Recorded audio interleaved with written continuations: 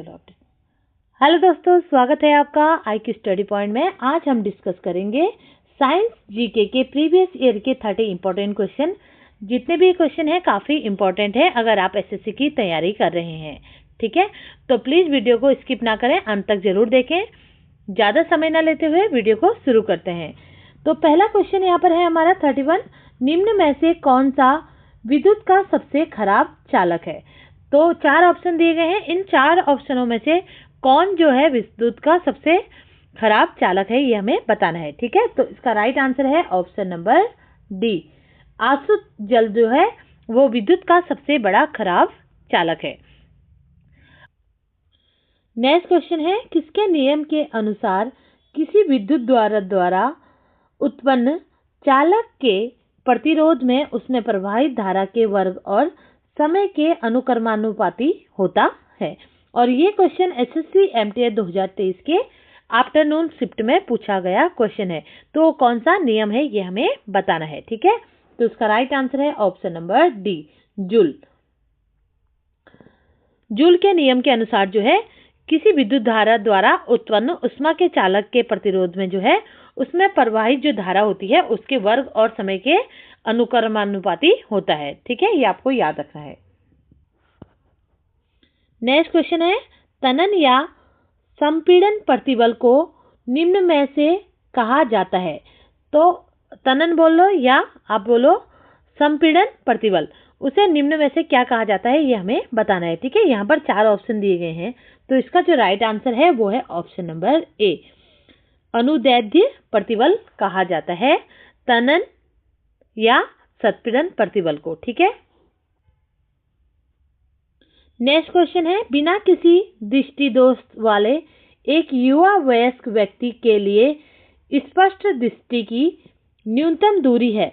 तो बिना किसी दृष्टि दोष वाले एक युवा व्यक्ति की जो है स्पष्ट दृष्टि की न्यूनतम दूरी कितनी होती है ये हमें बताना है। ठीक है, और ये क्वेश्चन एसएससी CHSL 2023 के आफ्टरनून शिफ्ट में पूछा गया क्वेश्चन है। तो इसका राइट आंसर है ऑप्शन नंबर बी, 25 सेंटीमीटर होती है उसकी न्यूनतम दूरी। ठीक है, एसएससी में ये एग्जाम एसएससी में कब और किस टाइम के पेपर में ये क्वेश्चन पूछा गया है सारी डिटेल मैंने यहाँ पर मेंशन की है ताकि आपकी जो तैयारी हो काफ़ी अच्छी हो सके। ठीक है, उसके लिए नेक्स्ट क्वेश्चन है, किसी धात्विक तत्व को उसके प्रबल आकर्षण के कारण लोह चुंबकी कहा जाता है? तो कौन सा वो धात्विक तत्व है जिसको उसके प्रबल आकर्षण के कारण क्या कहा जाता है? लोह चुंबकी कहा जाता है। वो कौन सा धातु है ये हमें बताना है। ठीक है, तो इसका राइट आंसर है option number A, iron.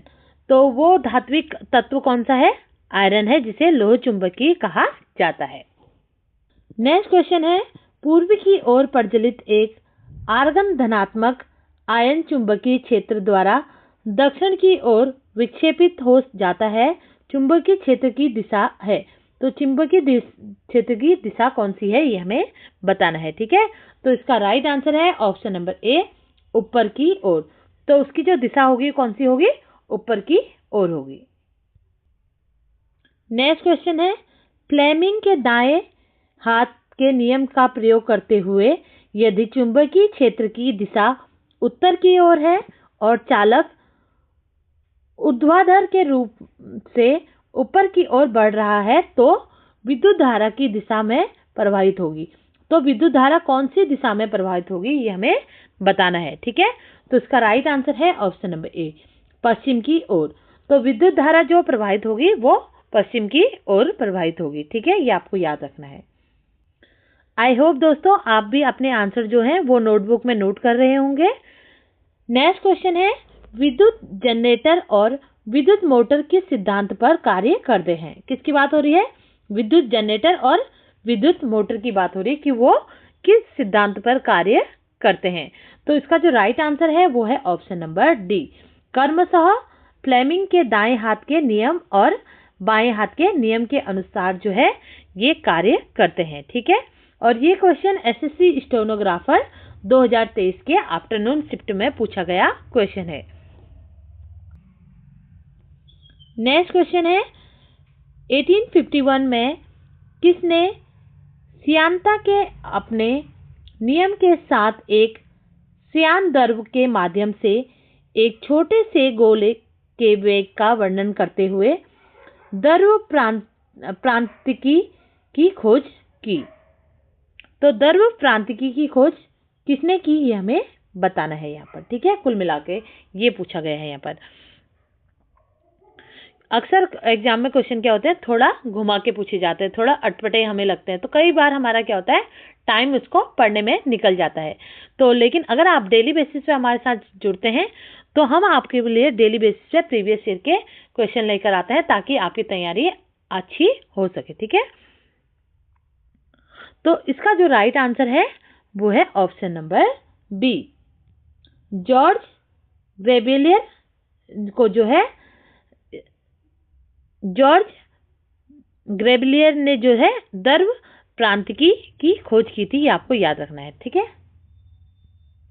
Next question है, निम्न में से किसके नियम में कहा गया है कि उपसतह में किसी भी बिंदु पर बहने वाले द्रव के प्रति इकाई द्रव्यमान की कुल ऊर्जा गतिज, स्थितिज और द्रवदाब ऊर्जा का योग होती है और एक नियत मान के बराबर होती है। ठीक है, ये किसके नियम में कहा गया है, ये हमें यहाँ पर बताना है। ठीक है, तो इसका राइट आंसर है ऑप्शन नंबर ए, डैनियल के नियम में ये कहा गया है। ठीक है, और ये क्वेश्चन पूछा गया है एसएससी सीजीएल 2023 के 3rd शिफ्ट में। नेक्स्ट क्वेश्चन है, निम्न में से एक अर्ध पारंगमय झिल्ली के माध्यम से जल पर बल लगाकर दूषित पदार्थों को बाहर निकाल देता है। तो निम्न में से कौन सा वो अर्ध पारंगमय झिल्ली है जिसके माध्यम से जल पर बल लगाकर जो है दूषित पदार्थों को बाहर निकाला जाता है, ये हमें बताना है। ठीक है, तो इसका राइट आंसर है ऑप्शन नंबर सी, उत्क्रम परासरण है। ठीक है, जिसके माध्यम से दूषित पदार्थों को बाहर निकाला जाता है जल से। ठीक है, नेक्स्ट क्वेश्चन है, चांदी का अपेक्षित घनत्व कितना होता है। ठीक है, क्या पूछा गया है, चांदी का अपेक्षित घनत्व यहाँ पर पूछा गया है। तो इसका राइट आंसर है ऑप्शन नंबर डी, 10.8 होता है। ठीक है, तो चांदी का जो अपेक्षित घनत्व होता है वो 10.8 होता है। आई होप दोस्तों आप भी जो अपने आंसर हैं वो नोट करते जा रहे होंगे मेरे साथ साथ। उसके बाद देखिए नेक्स्ट क्वेश्चन है, एन फेरों वाली एक वृत्ताकार कुंडली एक फेरे द्वारा उत्पन्न क्षेत्र की तुलना में कितना गुना बड़ा क्षेत्र उत्पन्न करती है। तो एन फेरे वाली एक वृत्ताकार कुंडली है, वो एक फेरे द्वारा उत्पन्न क्षेत्र की तुलना में कितना गुना क्षेत्र उत्पन्न करती है, ये हमें बताना है। ठीक है, और ये क्वेश्चन एसएससी सीएचएसएल 2024 के 3rd शिफ्ट में पूछा गया क्वेश्चन है। तो इसका जो राइट आंसर है वो है ऑप्शन नंबर डी, एन। ठीक है, तो कितना गुना क्षेत्र वो उत्पन्न करती है, तो इसका जो राइट आंसर है वो क्या है, ऑप्शन नंबर डी है। नेक्स्ट क्वेश्चन है, ओहो ये क्यों कट जा रहे हैं सारे। नेक्स्ट क्वेश्चन है, एक विद्युत परिपथ में तार की लंबाई दुगनी करने पर एमीटर की रीडिंग घटकर कितनी हो जाती है। ठीक है, तो विद्युत परिपथ में क्या कह रहा है, तार की लंबाई अगर दुगनी कर दी जाए तो एमीटर की रीडिंग घटकर कितनी हो जाती है, ये हमें बताना है। ठीक है, तो इसका जो राइट आंसर है वो है ऑप्शन नंबर बी, आधी। तो अगर एक विद्युत परिपथ में तार की लंबाई को अगर दुगनी कर देते हैं तो एमीटर की रीडिंग आधी हो जाती है घटकर। नेक्स्ट क्वेश्चन है, धारावाही तार पर चुंबकीय क्षेत्र बल के कारण सुई विक्षेपण का उपयोग करके धारा प्रवाह को मापने के लिए किस उपकरण का प्रयोग किया जाता है। ठीक है, तो सुई विक्षेपण का उपयोग करके धारा प्रवाह को मापने के लिए किस उपकरण का प्रयोग यहाँ पर किया जाता है, ये पूछा गया है। ठीक है, इसमें 4 ऑप्शन दिए गए हैं और ये क्वेश्चन एसएससी सीएचएसएल 2024 के 3rd शिफ्ट में पूछा गया क्वेश्चन है। तो इसका जो राइट आंसर है वो है ऑप्शन नंबर ए, गैल्वेनोमीटर। ठीक है, तो किस उपकरण के द्वारा नापा जाता है, गैल्वेनोमीटर उपकरण का उपयोग किया जाता है इसको मापने के लिए।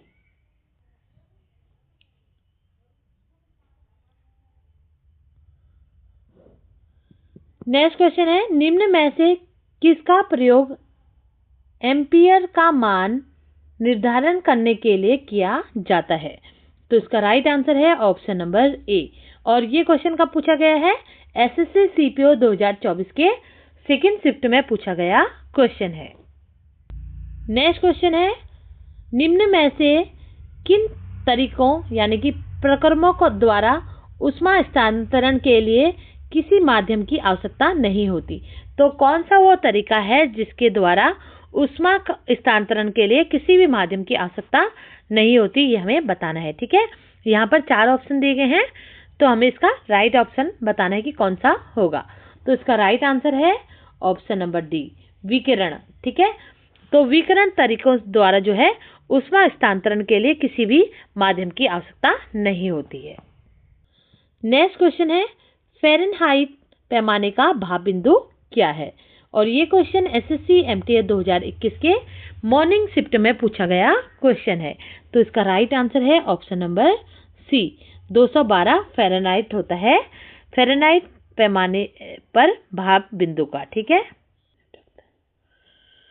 नेक्स्ट क्वेश्चन है, निम्न में ऊष्मा एक गर्म पदार्थों से ठंडे पदार्थ में ऊर्जा हस्तांतरण का एक प्रकार है।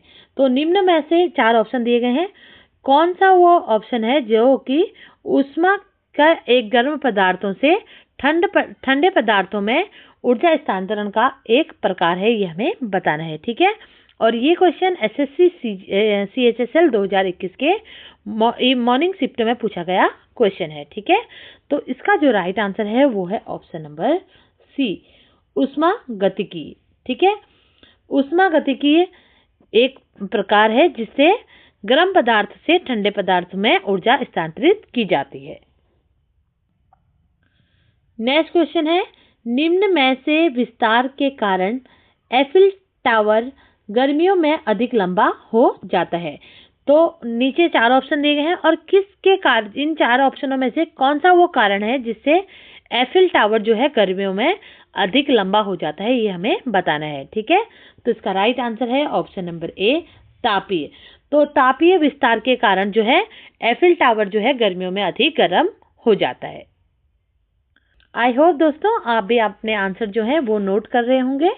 उसके बाद देखिए नेक्स्ट क्वेश्चन है, निम्न में से किसने एक सिद्धांत की खोज की जो बताता है कि किसी वस्तु के उत्प्लावन बल द्वारा विस्थापित द्रव के भार के बराबर होता है?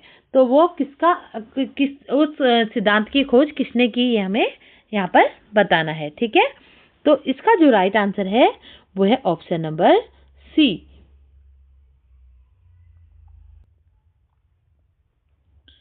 नेक्स्ट क्वेश्चन है, विद्युत पथ में प्रतिरोध के बदलने के लिए प्रयुक्त उपकरण की पहचान कीजिए। ठीक है, तो विद्युत परिपथ में प्रतिरोध को बदलने के लिए जो प्रयुक्त उपकरण है उसकी पहचान यहाँ पर करनी है। ठीक है, 4 ऑप्शन दे रखे हैं, तो सही ऑप्शन कौन सा है वो हमें बताना है। तो इसका राइट आंसर है ऑप्शन नंबर बी, धारा नियंत्रक। ठीक है, तो विद्युत परिपथ में प्रतिरोध को बदलने के लिए जो प्रयुक्त उपकरण है वो कौन सा है? धारा नियंत्रक है, ये आपको याद रखना है। ठीक है, इन क्वेश्चनों को देखकर आपको एक अनुमान लग गया होगा कि साइंस में किस तरीके के क्वेश्चन सबसे ज्यादा पूछे जाते हैं। ठीक है, तो उसके बाद देखिए नेक्स्ट क्वेश्चन है, निम्न में से किसको आमतौर पर ग्रीक अक्षर PRHO द्वारा निर्धारित किया जाता है? तो ये क्वेश्चन एसएससी सीएचएसएल 2023 के 4th शिफ्ट के पेपर में पूछा गया क्वेश्चन है। तो इसका जो राइट आंसर है वो है ऑप्शन नंबर ए, विद्युत प्रतिरोधकता। ठीक है, कौन सा है वो? विद्युत प्रतिरोधकता है। ठीक है, ये आपको याद रखना है। नेक्स्ट क्वेश्चन है, क्षेत्रीय रूप से स्थित क्षण चुंबक के चुंबकीय क्षेत्र में उदासीन बिंदु कौन सा होता है? तो कौन सा पूछा गया है कि उदासीन क्षण बिंदु के चुंबकीय क्षेत्र में उदासीन बिंदु कौन सा होता है, ये यहाँ पर पूछा गया है। और ये क्वेश्चन एसएससी सीएचएसएल 2023 के सेकंड शिफ्ट के पेपर में पूछा गया क्वेश्चन है। तो इसका जो राइट आंसर है वो है ऑप्शन नंबर डी, वह बिंदु जहां चुंबकीय क्षेत्र शून्य होता है। ठीक है, तो वह बिंदु जहां पर चुंबकीय क्षेत्र क्या होता है, शून्य होता है। वहां पर जो बिंदु होता है वो कैसा होता है, उदासीन बिंदु होता है। ठीक है, चुंबकीय क्षेत्र में उदासीन बिंदु कहाँ पर होता है, जहां पर चुंबकीय क्षेत्र शून्य होता है। ये आपको याद रखना है। नेक्स्ट क्वेश्चन है 1834 में किसने एक नियम प्रस्तावित किया था कि जिसके अनुसार प्रवाह में परिवर्तन से प्रेरित विद्युत धारा परिवर्तन उत्पन्न करने वाले प्रभाव का प्रतिरोध करती है। तो 1834 में जो है किसने ये नियम प्रस्तावित किया था, ये हमें बताना है। ठीक है, तो इसका जो राइट आंसर है वो है option number D, Heinrich Friedrich Lenz ने यह नियम प्रस्तावित किया था। और कब किया था, 1834 में किया था। ये आपको याद रखना है डेट भी। ठीक है, नेक्स्ट क्वेश्चन है कूलॉम्ब नियम के लिए निम्न में से कौन सा विकल्प सही है। और ये क्वेश्चन एसएससी सीएचएसएल 2023 के सेकंड शिफ्ट के पेपर में पूछा गया क्वेश्चन है। तो इसका जो राइट आंसर है वो है ऑप्शन नंबर सी, कि केवल बिंदु आवेश के लिए मान्य जो है ऑप्शन, ये सही ऑप्शन है। ठीक है, नेक्स्ट क्वेश्चन है निम्नलिखित में से किस नियम के अनुसार प्रेरित विद्युत वाहक बल का परिणाम चुंबकीय फ्लक्स में समय के साथ होने वाले परिवर्तन की दर के बराबर होता है। और ये क्वेश्चन एसएससी सीएचएसएल 2023 के सेकंड शिफ्ट के पेपर में पूछा गया क्वेश्चन है। तो इसका जो राइट आंसर है वो है ऑप्शन नंबर ए, फैराडे का नियम। ठीक है, फैराडे के नियम के अनुसार जो है वो प्रेरित विद्युत वाहक बल का जो है परिमाण चुंबकीय फ्लक्स के समय के साथ होने वाले परिवर्तन की दर के बराबर होता है। ये आपको याद रखना है। ठीक है, नेक्स्ट क्वेश्चन है लघु पतन को रोकने के लिए विद्युत इस्त्री को निम्न में से किस फ्यूज की आवश्यकता होती है। तो लघु पतन को रोकने के लिए विद्युत इस्त्री यानी कि इलेक्ट्रिक आयरन को निम्न में से किस फ्यूज की आवश्यकता होती है, यहाँ पर हमें ये बताना है। ठीक है, और ये क्वेश्चन एसएससी सीजीएल 2024 के थर्ड शिफ्ट के पेपर में पूछा गया क्वेश्चन है। तो इसका राइट आंसर है option number D, 5A fuse की आवश्यकता होती है लघु पतन को रोकने के लिए इलेक्ट्रिक आयरन को। ठीक है, नेक्स्ट क्वेश्चन है दाहिने हाथ के अंगूठे के नियम में अंगूठे के निम्नलिखित में से किसकी दिशा की ओर निर्देशित किया जाता है, ये हमें बताना है। ठीक है, और ये क्वेश्चन एसएससी सीजीएल 2024 के थर्ड शिफ्ट में पूछा गया क्वेश्चन है। तो इसका राइट आंसर है ऑप्शन नंबर ए, विद्युत धारा। ठीक है, तो दाहिने हाथ के अंगूठे के नियम के अनुसार जो है अंगूठे को क्या विद्युत धारा की दिशा की ओर जो है निर्देशित किया जाता है। ये आपको याद रखना है। ठीक है, उसके बाद देखिए नेक्स्ट क्वेश्चन है, ये लास्ट क्वेश्चन हमारा, कि यदि एक क्षण चुंबक को एक डोरी से लटकाया जाए तो उसका उत्तरी ध्रुव किस दिशा को इंगित करेगा। तो किसकी बात हो रही है, यदि एक क्षण चुंबक को जो है एक डोरी से लटकाया जाए तो कह रहा है, तो उसकी उत्तरी ध्रुव की में अंकित दिशा क्या होगी हमें बताना है। ठीक है, तो इसका जो राइट आंसर है वो है ऑप्शन नंबर बी, उत्तर। तो उसकी जो दिशा होगी क्या होगी, उत्तर की ओर होगी। ये आपको याद रखना है। ठीक है, तो आज हमने यहाँ पर डिस्कस किए साइंस जीके के 30 प्रीवियस ईयर के इम्पोर्टेंट क्वेश्चन। ठीक है, तो इन 30 क्वेश्चनों में से आपने कितने क्वेश्चन के आंसर करेक्ट किए, आप प्लीज कमेंट में जरूर बताइएगा।